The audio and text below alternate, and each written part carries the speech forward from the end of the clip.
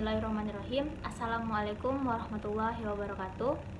Perkenalkan, nama saya Aisyah Febiola dengan NIM 20612490 dari kelas Teknologi Hasil Pertanian. Nah, saya akan melaksanakan tugas praktikum pengawasan dan pengendalian mutu yang dimana akan menjelaskan tentang langkah-langkah cara pembuatan diagram Pareto.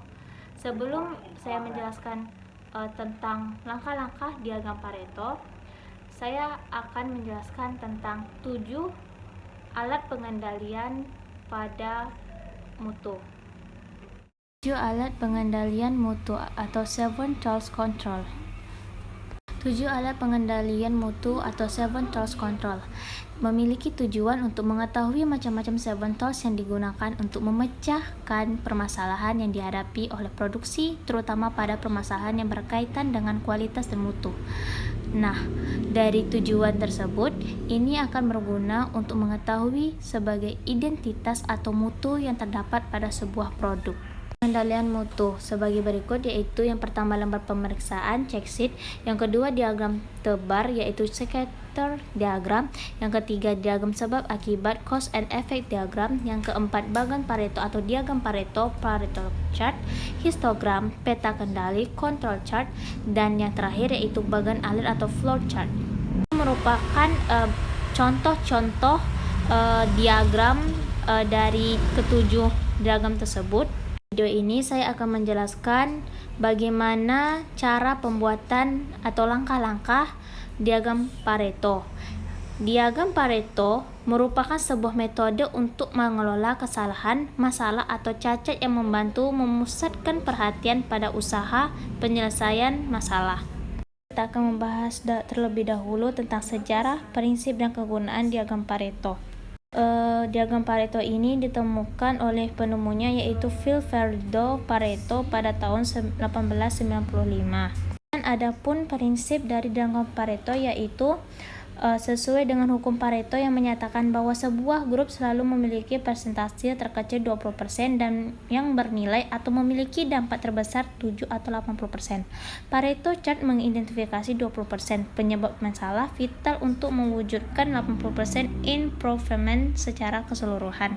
Ini juga adalah dua macam bentuk grafik, yaitu grafik kolom dan grafik garis, yang berguna untuk menunjukkan pokok masalah, yang kedua menyatakan perbandingan masing-masing masalah terhadap keseluruhan, dan yang ketiga menunjukkan perbandingan masalah sebelum dan sesudah perbaikan.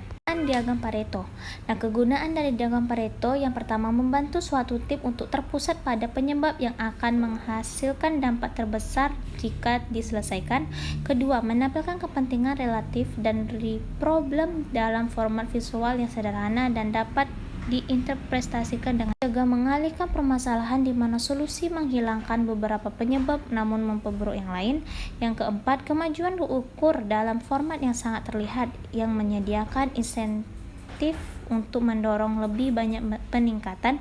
Dan yang kelima, analisis Pareto dapat digunakan dalam penerapan peningkatan kualitas manufaktur dan non-manufaktur. Di penjelasan yang telah dijelaskan, maka dilakukan data-data yang akan diolah untuk menjadi diagram Pareto yang berasal dari jurnal.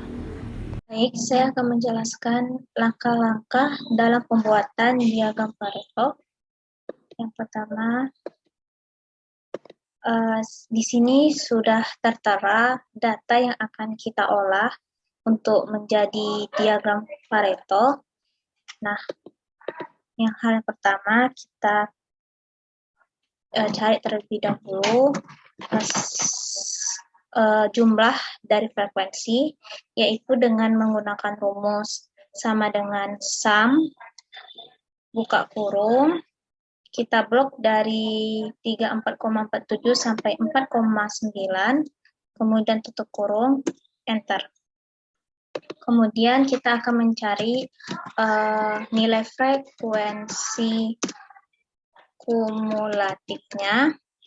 Nah, pada nilai frekuensi kumulatifnya ini, kita mencarinya sama dengan, kita klik 34,473, kemudian kita enter. Nah, setelah kita mendapatkan nilai tersebut, kita bikin yang ke bawahnya, yaitu dengan cara sama dengan kita klik 34,473, kemudian ditambah dengan 23,184, kemudian enter. Nah, supaya lebih cepat dalam membuatnya, kita tekan dari sudut sini terus ke bawah. Nah, setelah mendapatkan nilai tersebut, kita mencari presentasi kumulatifnya.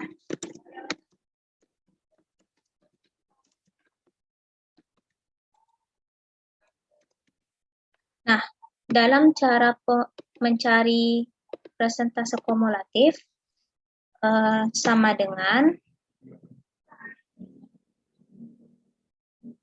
frekuensi kumulatif 34,473 dibagi dengan total 70,4. Nah, kemudian kita berikan lambang $, di depan C dan di antara C dan 8.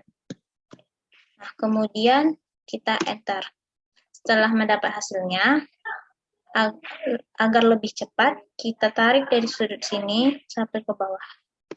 Nah, setelah mendapatkannya, kita ubah dari angka desimal ini menjadi persen. Nah, setelah mendapatkannya, baru kita membuat diagram Pareto-nya.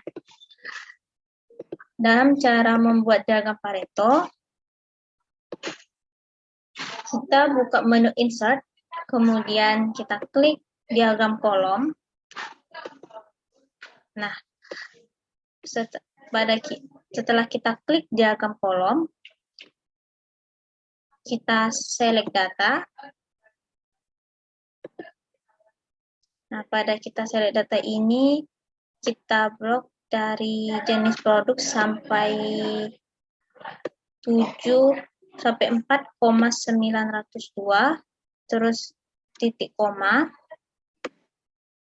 terus kita blok presentasi kumulatifnya, kemudian kita klik OK. Nah, setelah kita mendapatkan ini, kita klik diagram yang merahnya.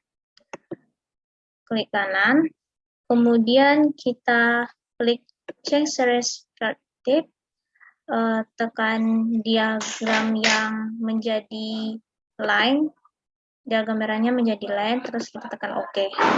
Kemudian kita klik lagi diagram merahnya, kemudian kita ke format data series.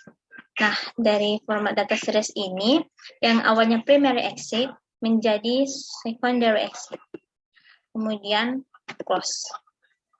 Nah, setelah menjadi seperti ini, kita klik presentasi ini, kemudian kita tekan format exit. Nah, dari format exit ini yang di bagian maksimumnya, kita klik menjadi exit dari 1,2 menjadi 1. Kemudian close. Nah, setelah menjadi seperti ini, baru kita membuat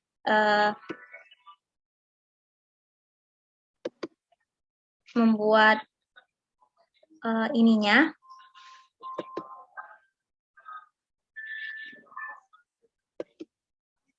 Nih, kita tekan chart title, above chart.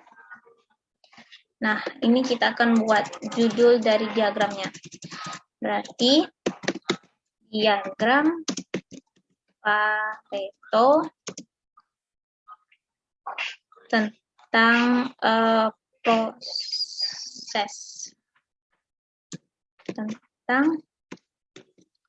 proses produksi besi beton.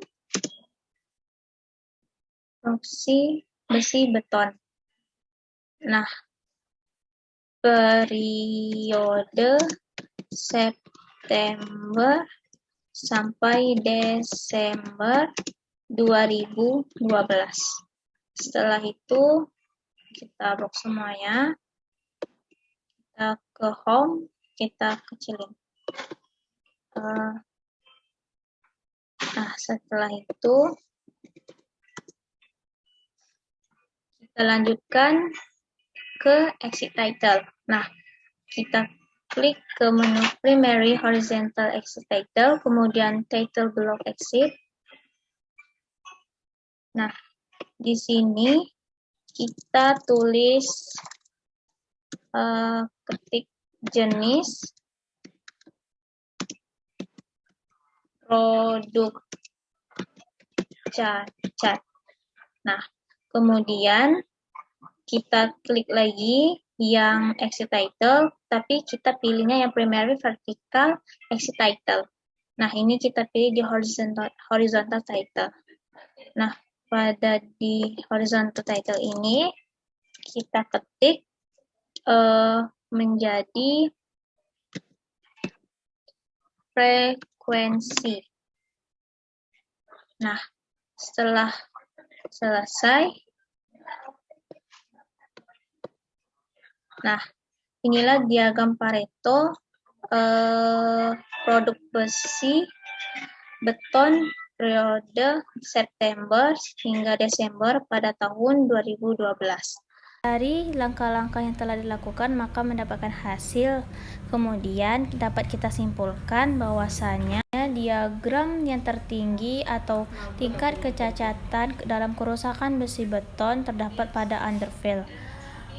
Baik, sekian dari penjelasan tentang diagram Pareto.